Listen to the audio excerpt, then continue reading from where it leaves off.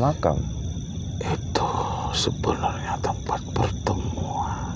Oh, tempat pertemuan Kanjeng Prabu dengan seluruh pengawal dan petinggi-petinggi kerajaan. Oh, subhanallah, ya. Karena dulu di situ dibangun dan tersembunyi dalam rangka perjuangan beliau menyebarkan agama Islam.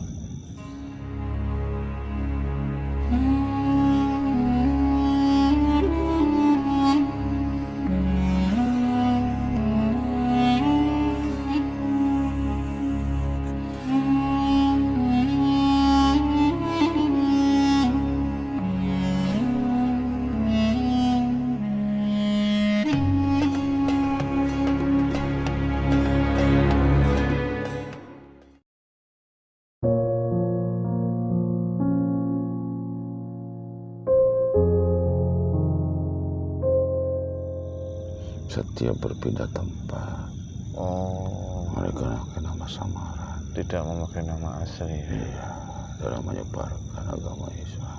Iya. Itu dalam nama Islam. berdakwah. Iya. Tidak mau menunjukkan Jati diri nama aslinya ya. Nama aslinya. Allahu Akbar, ya. Tapi kalau boleh saya tahu, siapa nama asli sebenarnya dari Prabu Kian Santang itu? Bismillahirrahmanirrahim. Assalamualaikum warahmatullahi wabarakatuh. Alhamdulillahirrahmanirrahim. Wassalatu wassalamu ala asrafil anbiya wal mursalin wa ala alihi wa sahbihi ajma'in, amma ba'd. Alhamdulillah, bertemu lagi di channel Pada Sahabat Jagat. Terima kasih untuk sedulur semua Pada Sahabat Jagat dimanapun Anda berada. Kami ucapkan banyak terima kasih yang selama ini sudah menonton video kami, sudah mengikuti perjalanan kami, sudah mendukung channel kami. Semoga di setiap video yang kami unggah, sedulur Pada Sahabat Jagat mendapatkan wawasan dan hikmah yang baik yang bisa dipetik. Syukur wawasan itu bisa meningkatkan iman dan takwa kita kepada Allah Subhanahu wa taala. Alhamdulillah, malam hari ini saya temani sama Bapak Wandi. Insya Allah malam hari ini kita akan mencoba melihat suatu tempat itu yang sudah terkenal di kalangan masyarakat, yaitu tentang sebuah makam, tapi masih banyak simpang siur ya. Terkenalnya tempat ini sebagai peristirahatan terakhir Prabu Kian Santang yang ada di Godog. Ini apakah benar-benar memang makam atau dulunya, atau memang petilasan, atau memang ada hal tersembunyi di situ? Nanti kita akan mencoba melihatnya dari sudut pandang gaib tentang tempat ini. Semoga nanti di video kali ini sedulur Pada Sahabat Jagat ada informasi, wawasan, dan hikmah yang bisa dipetik untuk sedulur semua yang ada di luar sana. Oke, nanti berhubung nanti kita berdialog dengan bahasa jin, jadi perlu diseling lagi, kebenaran mutlak milik Allah Subhanahu wa taala. Semoga ini bermanfaat untuk semuanya, untuk menggali informasi dan wawasan dari sudut pandang gaibnya. Nanti kita akan coba menghadirkan salah satu sosok gaib, penguasa yang ada di daerah makam Godog ini, yang ada di Garut ini. Nanti kita akan coba berdialog dan menanyakan tentang sejarah tempat itu sebenarnya apa. Siap ya? Ya. Bismillahirrahmanirrahim ya. Live. Oke, kita coba aja langsung menghadirkan salah satu sosok gaib yang ada di sana. Bismillahirrahmanirrahim. Assalamualaikum warahmatullahi wabarakatuh. Tasbih mutiara. Sang Yanu Cahyani Nirwana, bantu saya benteng itu itu. Dan semua keluarga yang di rumah, semua yang terbentengi oleh cahaya dari Sang Yanu Cahyani. Tidak ada yang jelas, tidak bisa terlihat sampai mediumisasi ini selesai.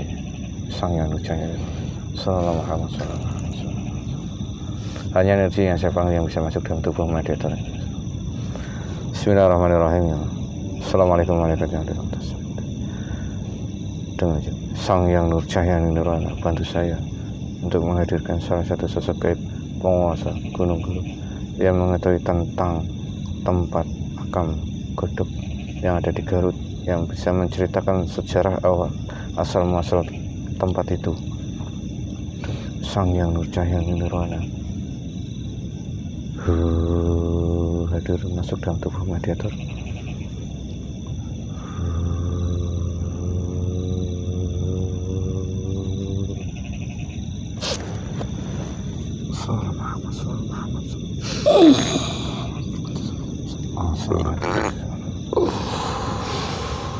Energinya semuanya sinkron dengan tubuh mediator, tidak terlalu besar, tidak melukai roh dan sukma tubuh mediator.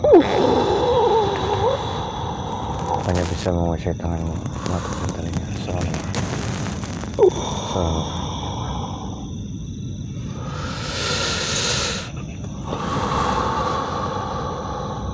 Menyelaraskan semua energinya. Assalamualaikum.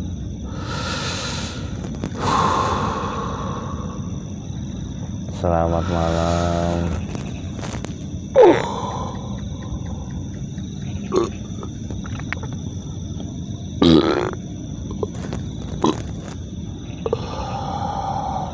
Waalaikumsalam. Alhamdulillah. Saya sebentar, saya bersihkan raga ini. Oh ya, silakan.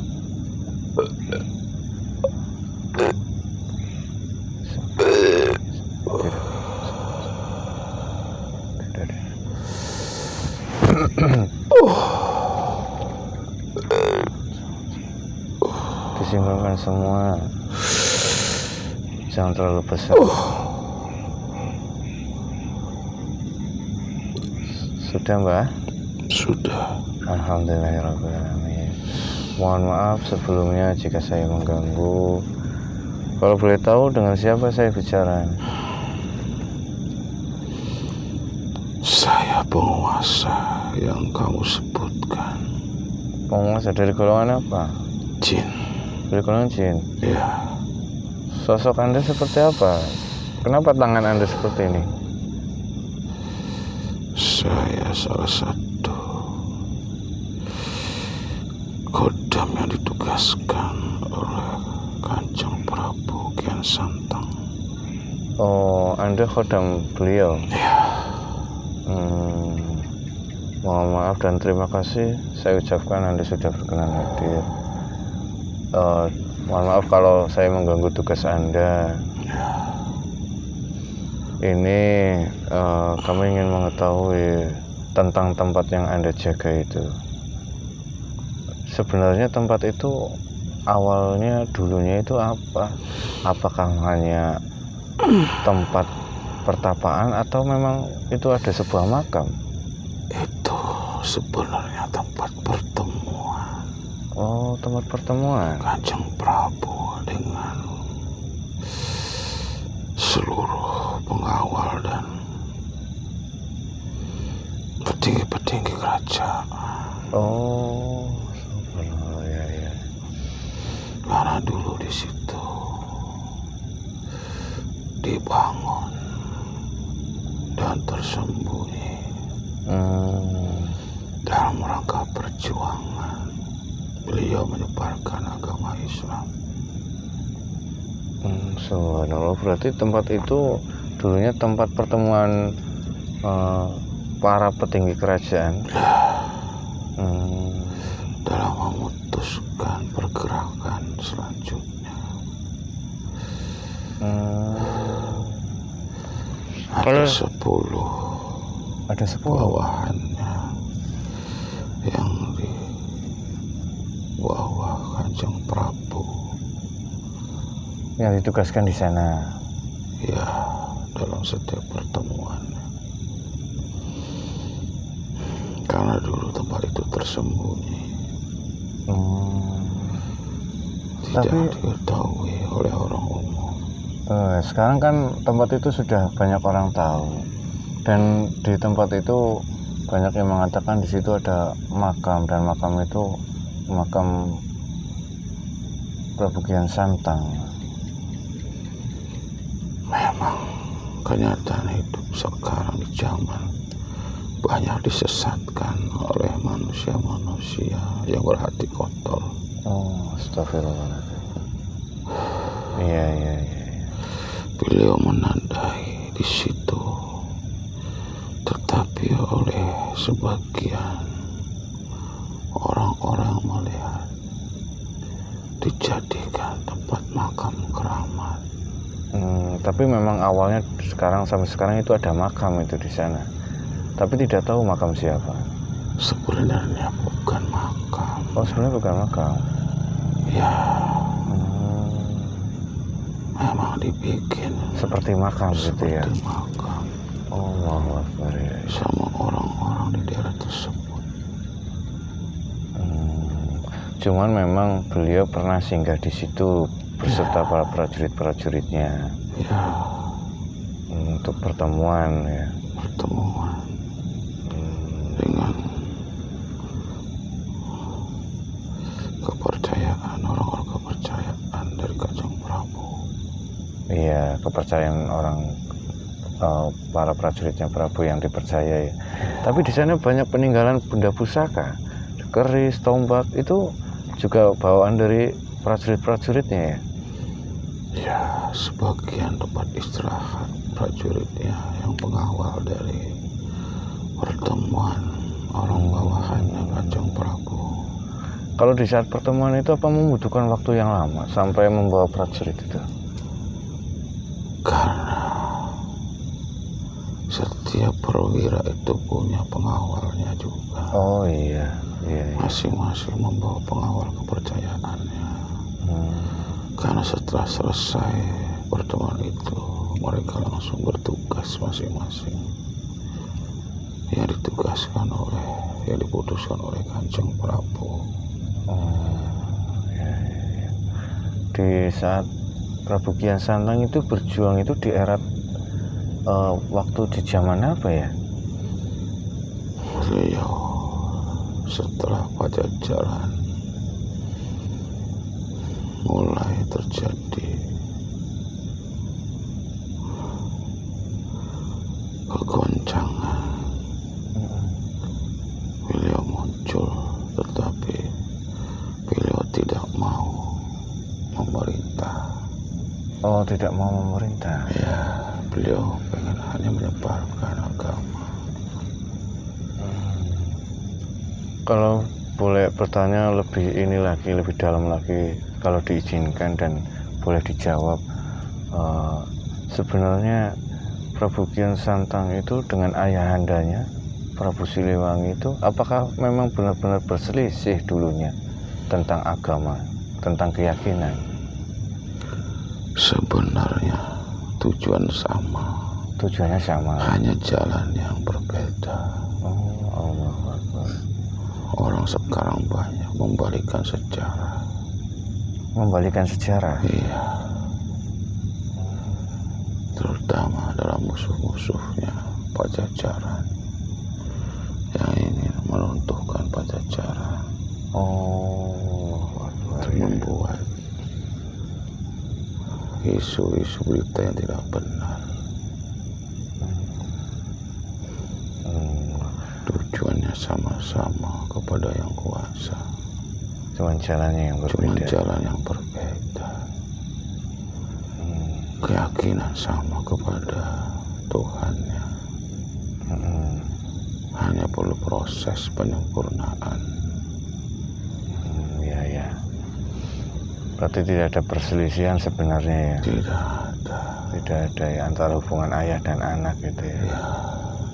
Allah. Tapi berarti selama ini kisah yang kami dengar itu ada peperangan, perkelahian antara ayahanda Prabu Siliwangi dengan anaknya Prabu Kian Santang gitu. Berarti itu tidak benar ya? Tidak benar.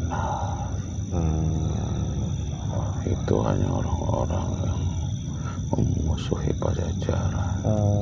Jadi siasat mereka menceritakan seperti itu ya? Iya. Mengubah sejarah ya? Allah Akbar. Tapi kalau yang cerita di saat Prabu Kian Santang bertemu dengan salah satu sahabat Nabi, apakah itu memang benar? Saya tidak boleh menceritakan rahasia itu. Ya, ya tidak apa-apa.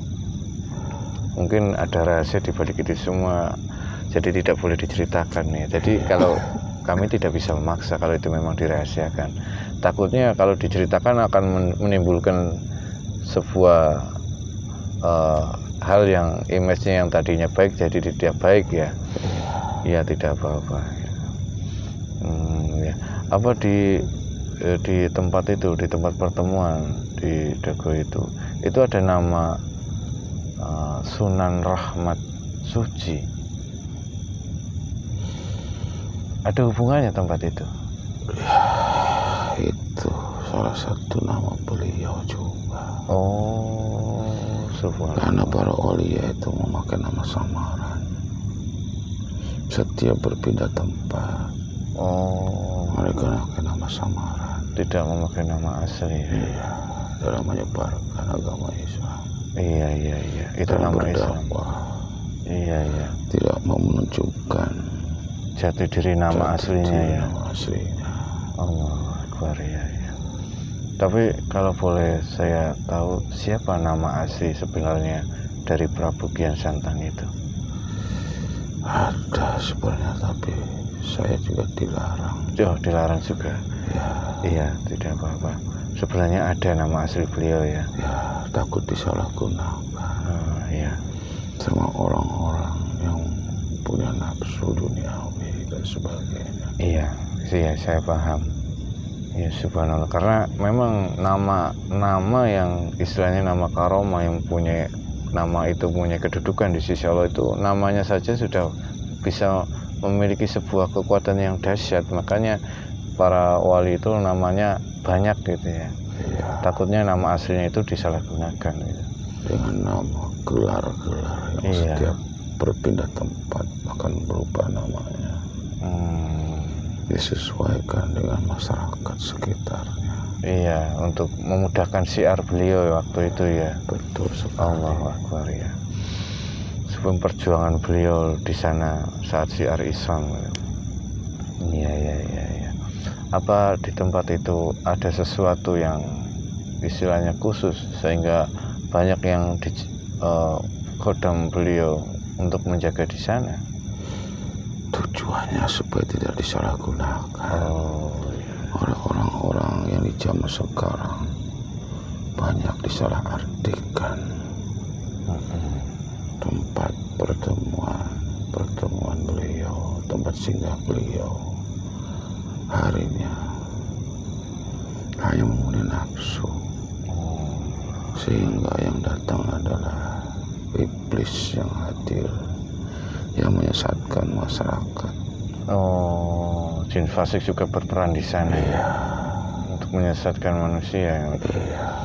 Saya hanya disuruh menjaga supaya tidak begitu parah.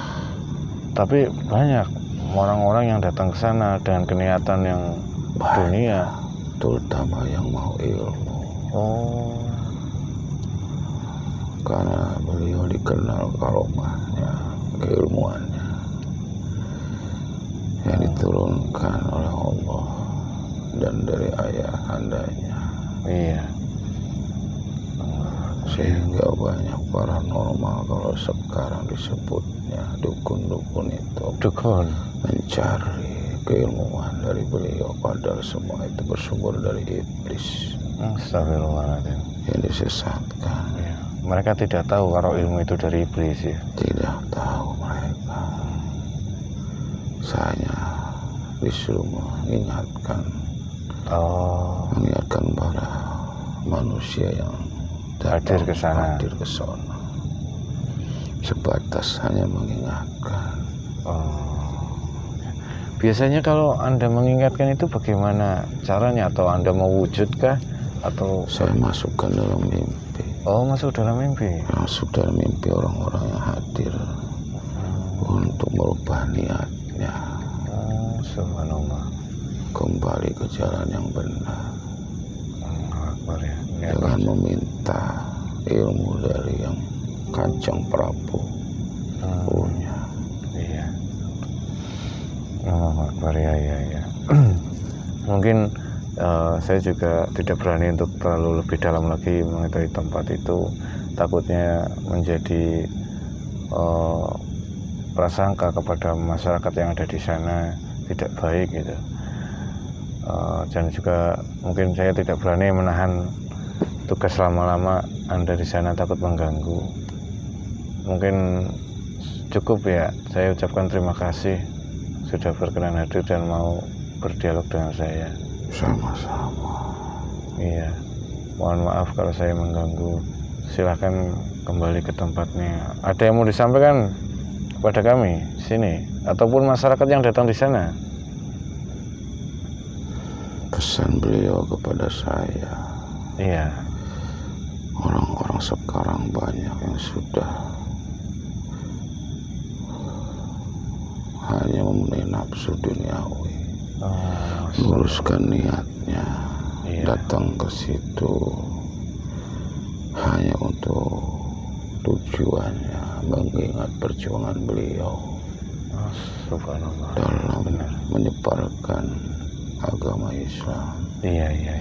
Dalam berdakwah, jangan mengikuti nafsu duniawi, keinginan duniawi. Silakan hadir datang, tapi niatnya adalah mengikuti jerak beliau dalam menyebarkan perjuangan, menyebarkan agama Islam. Hanya itu pesan dari beliau. Oh ya, alhamdulillahirrahmanirrahim. Terima kasih pesan dari beliau. Insya Allah kami terapkan semampu kami dan semuanya agar bisa merubah sedikit niat ataupun bisa mengingat kita kepada niat yang benar dan tidak benarnya. Ya sudah, mungkin itu saja. Sampaikan salam kami kepada beliau. Ya, akan saya sampaikan. Ya, alhamdulillahirrahmanirrahim. Ya, silakan. Assalamualaikum warahmatullahi wabarakatuh. Waalaikumsalam warahmatullahi wabarakatuh. Ruh dan sufanya tidak ada yang terbawa, tertahan. Allah. Alhamdulillah.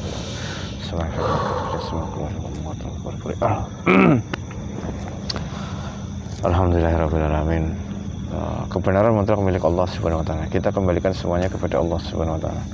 Jadi tadi keterangan tadi itu bahwasanya tempat itu tempat pertemuan beliau ya, Prabu Kian Santang dengan para penggawanya, istilahnya mengatur strategi di sana dalam perjuangan agama Islam di bumi pertiwi ini. Cuman ada beberapa orang yang mengatakan di sana itu makamnya. Entah itu tempat itu makam atau bukan, intinya ambil kesimpulan baiknya yaitu saat kita datang ke tempat yang bersejarah, entah itu makam ataupun petilasan, itu niatkan dalam arti niat yang karena Allah Subhanahu wa taala. Contohlah tempat ini karena dulu sebagai tempat perjuangan salah satu tokoh di Indonesia ya, perjuangan. Jadi kita mengenang, datang ke sana mengenang begitu beratnya perjuangan beliau, mengenang seperti itu agama Islam. Jadi mengenang ataupun mengingat mati di saat ziarah ke makam keramat atau makam wali, ya, mengingat kita akan mati seperti yang ada di makam itu. Jadi pesan yang tadi disampaikan itu mengingat perjuangan beliau di saat menyebarkan agama Islam.